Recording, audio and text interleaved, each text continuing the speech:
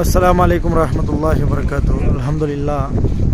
இந்த மீகாத் மதீனாவில் இருக்க துல் ஹுலைஃபா இந்த மீகாத்தில் பார்த்தீங்கன்னா மாஷல்லா பேச்சப்பழம், இது செடிக்குள்ளே பாருங்கள் மாஷல்லா பேச்சப்பழம் கீழே உளுந்து வீணாக போகக்கூடாது சொல்லி அதில் ஒரு பேக் கட்டி வச்சுருக்காங்க பாதுகாப்புக்காக.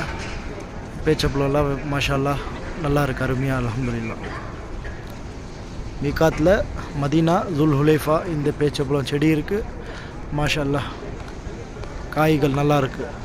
ஆமாம் மாஷா அல்லாஹ்.